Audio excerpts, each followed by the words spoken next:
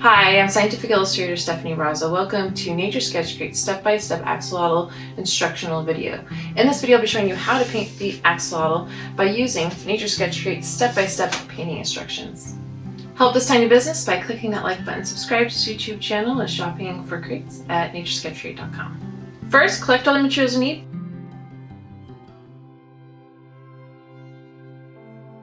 Remember, this is just a sketch. Take your time, relax, and don't worry too much if you think you might have made a mistake. Let's get started. Step 1, transfer the image to the watercolor paper.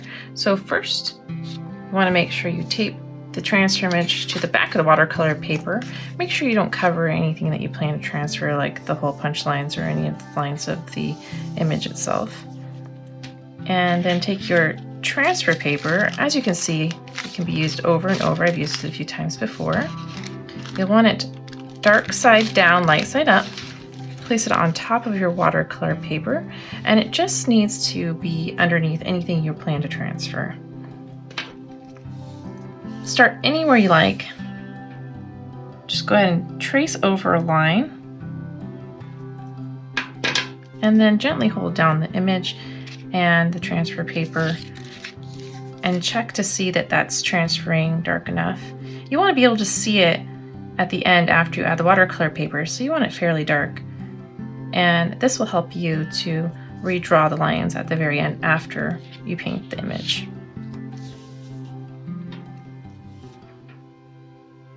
When tracing over the lines to transfer them, don't worry too much about being exact.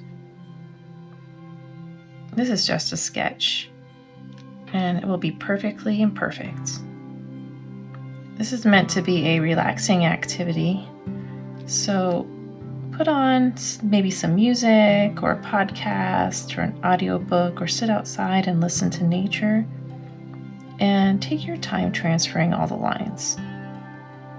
You can also stop at any time and continue this if you get interrupted or you run out of time.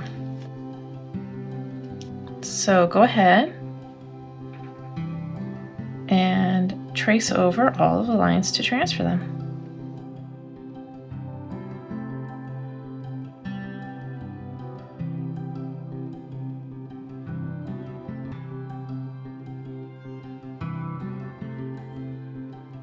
When you think you have all the lines transferred, go ahead and hold part of the image down and then flip it up and down like a flip book, moving your eye from one side to the other to see if maybe you missed anything.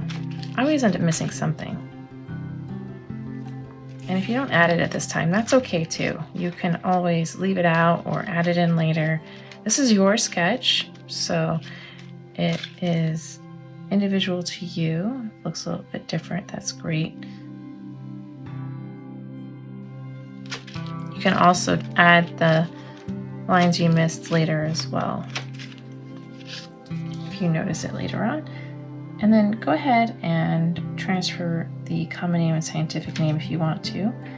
And I usually trace the inside of the black area to create an outline of the common name because my pencil tip is a little too small.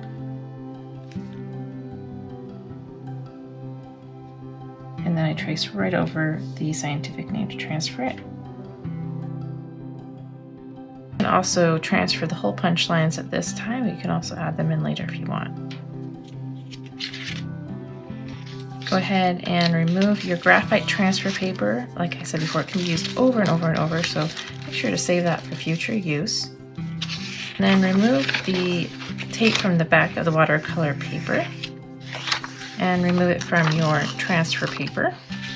And if it doesn't have a lot of paper or anything else stuck to it, you can reuse it. So I'll reuse this. Otherwise, you can throw it away, or hopefully you can compost it. And save the transfer image as well to protect your image while you're painting it from hand smudges or paint spatters or whatever. Next, knead your eraser into a light gray spot. And you can erase smudges by just rubbing over them. You can erase lines a little bit by rubbing over them. And if you get some pencil on there or some graphite, go ahead and knead it to a light gray spot before continuing. And one more thing you can do is to lighten the spot, so you can dab the kneaded eraser over the spot to lighten it. Now you'll want to make sure to use a kneaded eraser instead of a regular eraser, because it's much gentler on the paper and it'll make it so that your watercolor behaves the way it's supposed to on the watercolor paper. Now we can move on to step 2. Step 2, paint in the axolotl pink. So you'll want 1 drop of the 29H Crimson Lake. Make sure to just shake that so it's well mixed. Sometimes the paint pigment settles on the side, making the color less vibrant. And you want that full vibrancy of that color. 1. And then 12H Titanium White, you want 21 drops.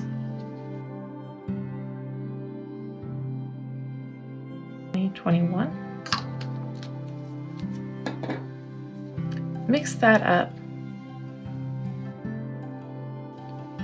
and add a little bit of water from your water brush by pressing on barrel, or add it from your cup if you're using a traditional watercolor brush.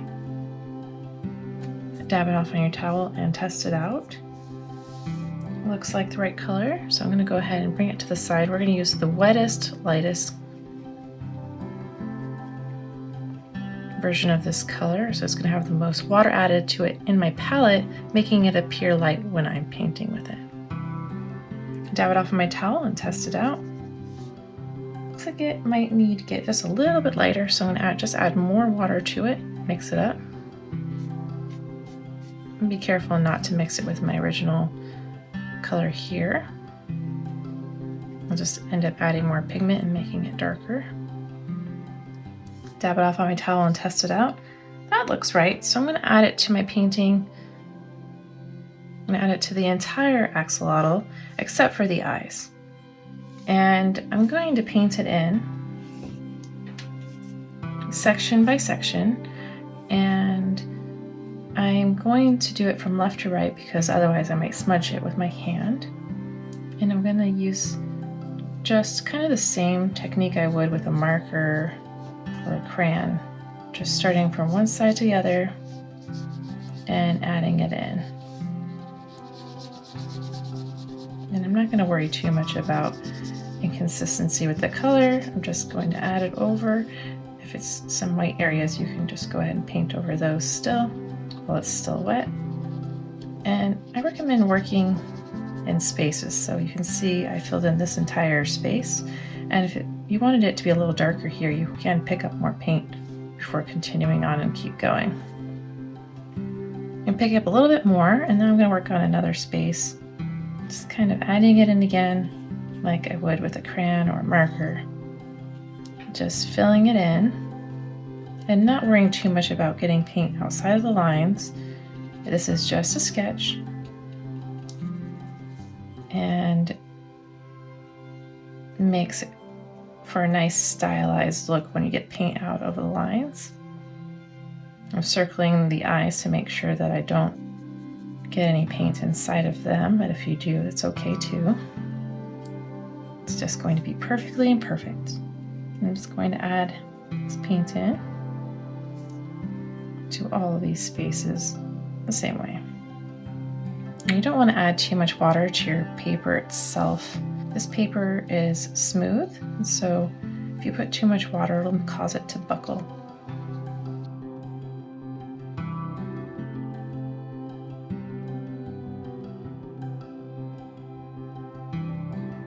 Clean off your brush, let this dry, and move on to step 3. Step 3, paint an axolotl white. So take several drops. We're going to use 5 drops of the 12H Titanium White. 1, 2, 3, 4, 5.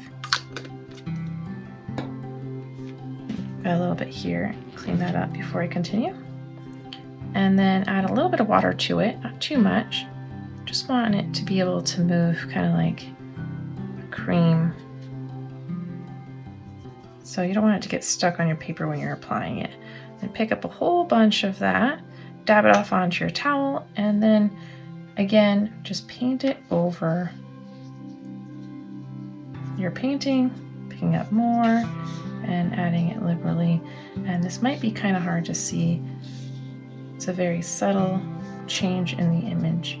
Adding the white, but it does add a nice transparent effect compared to just using the pink color.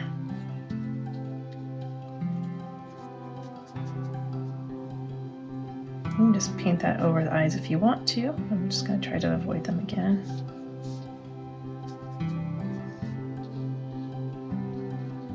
Just liberally adding it there. And it's mostly pigment and not water, so it's not going to make your paper buckle too much by adding a lot to your painting here.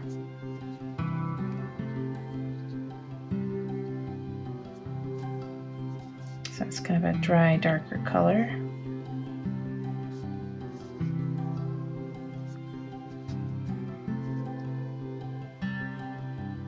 Using the full concentration there. Free to add a little bit more if you think maybe you missed a spot. And then go ahead and clean off your brush. Let this dry and move on to step 4.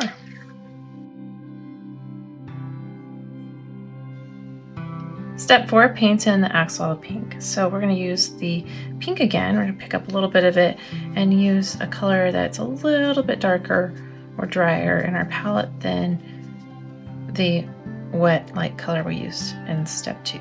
So I'm going to pick that color up from our fully concentrated mix and add a little bit of water to it.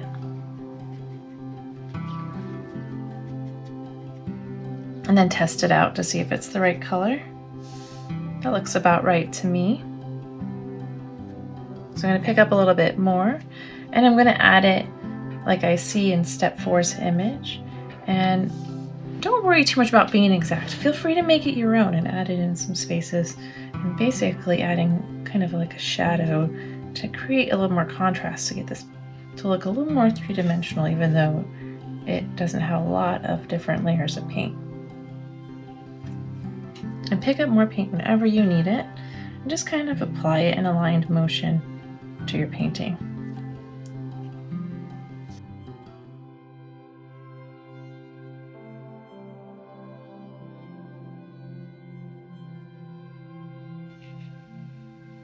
If you apply the paint, it's a little too light, go ahead and pick up a little bit more paint and just repaint over that area to make it a little darker.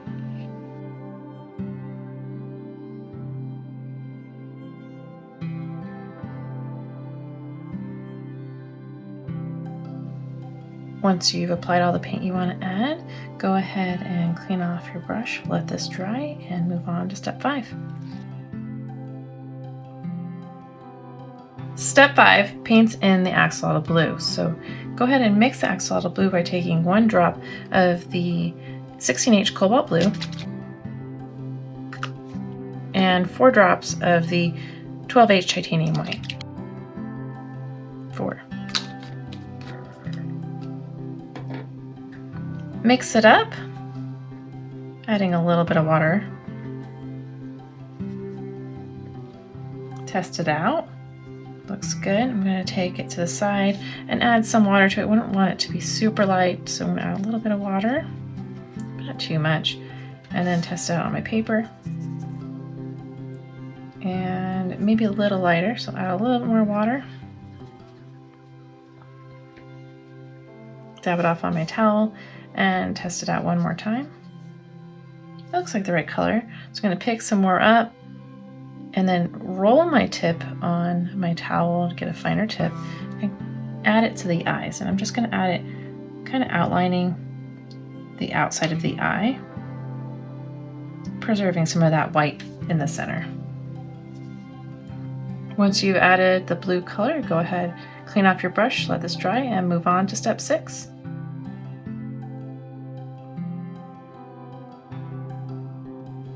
Step 6, paint in the axolotl crimson. So go ahead and take 2 drops of the 29H Crimson Lake.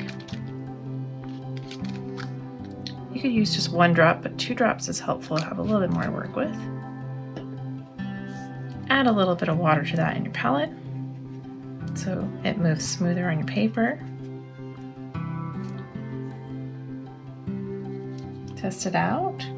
Looks good. And we're going to use that full concentration of that color, and I'm going to add it like I see in step 6's image. Again, don't worry too much about being exact. So it's going to basically go to the gills and the upper part of the mouth here. And if you need a finer tip, again, you can just roll your tip on your towel there before applying it like that. And don't worry if it's a little bit thicker than the image or a little thinner or anything like that. This is just a sketch. It's going to be beautiful.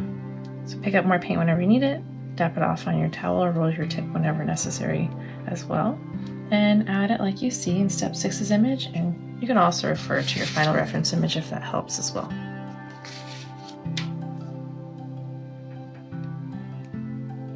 And just add it in a lined motion.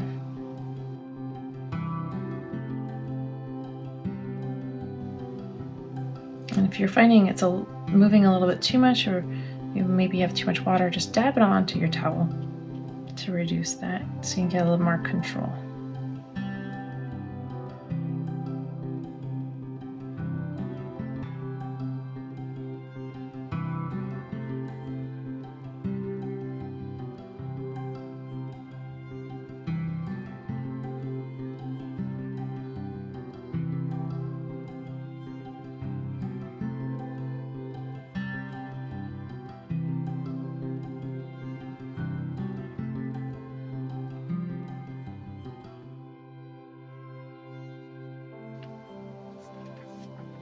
Once you have that color added, go ahead and clean off your brush, let this dry, and move on to step 7.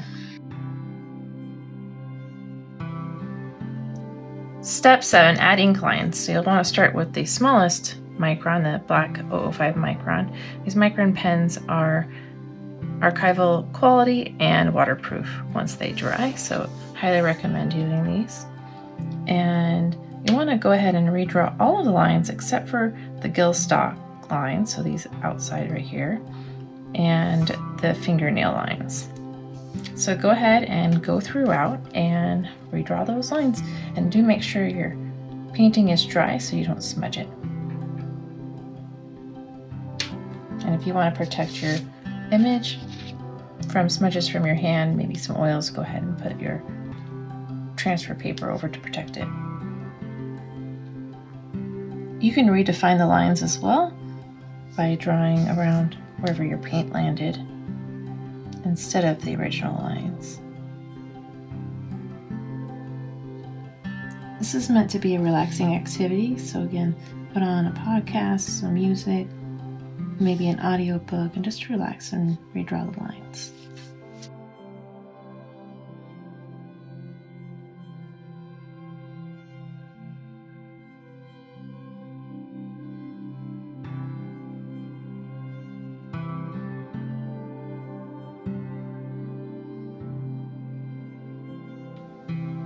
Next, use the 01 black micron to go ahead and re-outline the common name.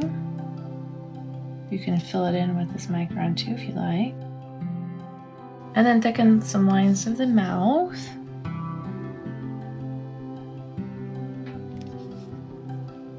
The outer bottom of the eyes. The bottom of the face, and start kind of there. The fin.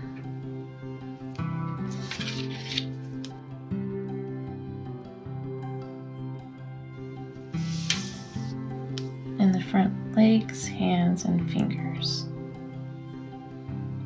And you can refer to step 7A's image or your final reference image for placement as well. Lastly, use the largest micron, the black 08 micron, to fill in the common name and to thicken some lines throughout, as you see in 7B's image and the final reference image. This includes the bottom of the head, the top of the mouth, the bottom of the fin, the sides, the inner front legs, and inner eyes.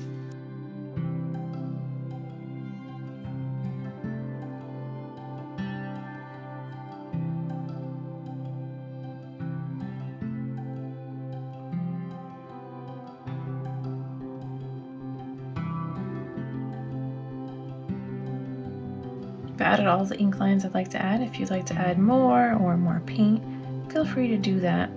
This is your painting. Feel free to make it your own. Great job, and keep practicing. Thank you for joining me. I hope you had fun and had a chance to relax a little. Next, you have some options of what to do with this painting. You can punch holes in it and add it to your sketchbook, frame it, gift it, send it in the mail to a friend as a postcard. Also, make sure to use the hashtag NatureCrateArt to share it on social media. If you have any questions or like to see a plant or animal featured in a future lesson, please let me know in the comments below. Don't forget to like this video, subscribe to this YouTube channel, and check out naturesketchcrate.com to shop for lesson crates.